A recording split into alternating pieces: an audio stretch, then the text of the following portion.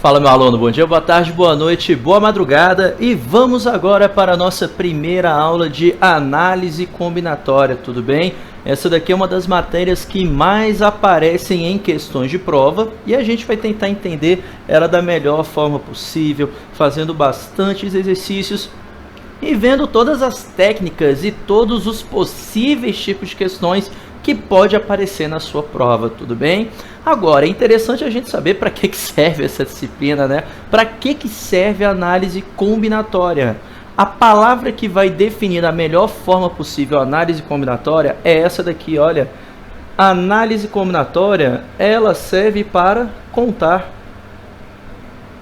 Ou seja, essa daqui vai ser a disciplina que vai estar voltada o quê? Para técnicas de contagem. Bem, vejamos que no nosso dia a dia a gente vive contando as coisas. 1, 2, 3, 4, 5, 6, 7, 8, 9, 10 e assim vai indo. Só que o que acontece? A análise combinatória, dependendo da situação, ela tenta facilitar esses métodos de contagem. Por exemplo, se eu for fazer a contagem da quantidade de placas de carro que a gente pode obter com 3 letras e com 4 algarismos. Se a gente sai listando um por um, dá um trabalho demais, então não tem jeito. Agora, por exemplo, na sua sala de aula, pode ter 30, 40, 60, 70 alunos. De quantas formas a gente pode fazer grupos com 5 pessoas? Ah, imagina, a gente pegar as várias pessoas e ficar listando um por um os grupos. Então acaba não sendo interessante.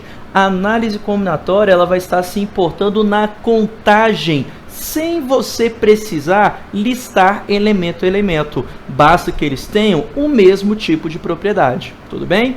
Agora, para motivar um pouco mais essa ideia da análise combinatória, coloquei aqui para a gente uma situação, problema, para que possamos entender a base da análise combinatória, que é o princípio fundamental da contagem. Meu amigo, se você entender esse camarada aqui, esse princípio fundamental da contagem, você vai entender toda a análise combinatória que a gente estiver trabalhando aqui. Beleza? Super simples, muito tranquilo, mas é interessante resolver bastante exercícios para entender isso aqui da melhor forma possível. Olha o que eu coloquei para vocês.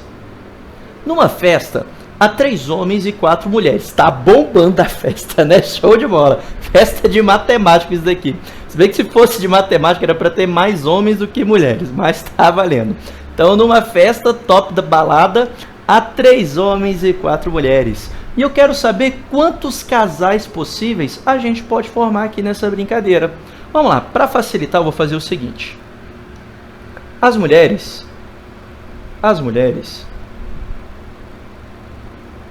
eu vou chamá-las de M1, M2, M3 e M4. Ou seja, primeira, segunda, terceira e quarta mulher. Os homens, eu vou chamá-los de H1, H2 e H3. Pronto. Então, eu quero saber quantos casais homem e mulher a gente pode fazer aqui nessa brincadeira. Agora, vamos ver como é que a gente pode trabalhar isso daqui.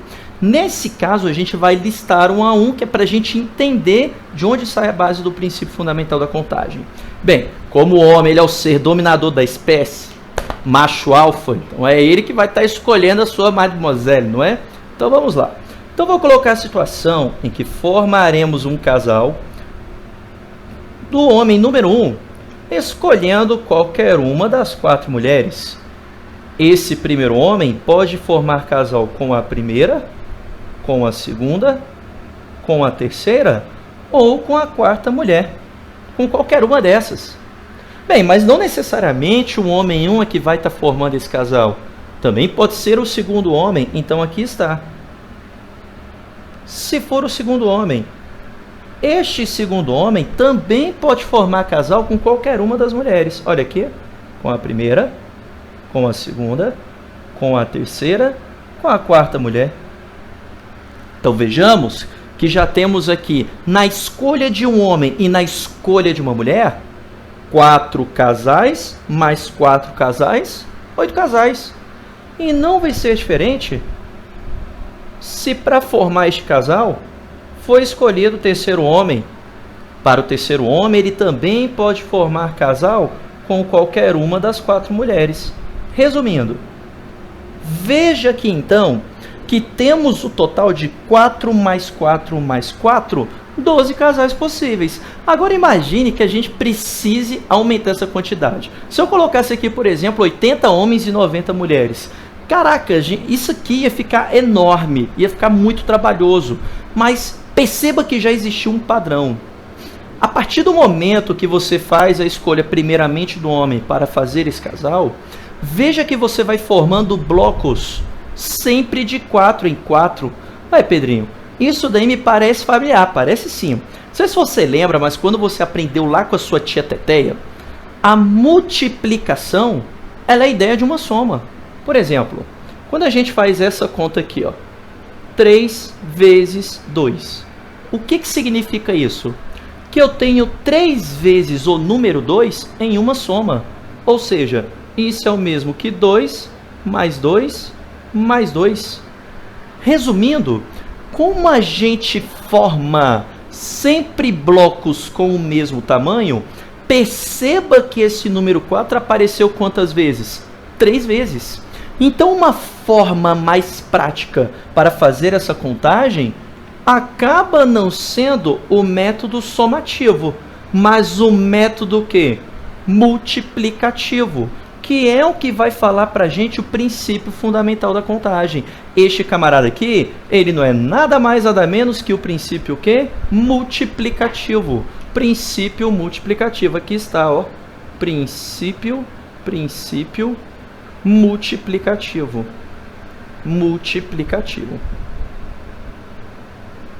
Princípio multiplicativo, tudo bem? Ou seja, é um princípio que a gente vai estar resolvendo os nossos problemas na base da multiplicação. Agora, como é que a gente vai fazer a montagem desses problemas? Acompanhe aqui junto comigo, é simples. Primeira coisa que você tem que fazer é perceber quais são os fatores do seu problema, quais são os fatores de tomadas de decisão. A minha ideia não é formar casais. Para formar casais homem e mulher, nós necessitamos escolher um homem e nós necessitamos escolher uma mulher. Então, os nossos fatores de decisão são o quê? A escolha do homem e a escolha da mulher. E o que você faz agora? Você coloca a quantidade de possibilidades para cada um. Então, me ajude. Quantos homens nós temos aqui nessa brincadeira? 3 homens. Ou seja, temos 3 possibilidades de escolha de homem. E para as mulheres?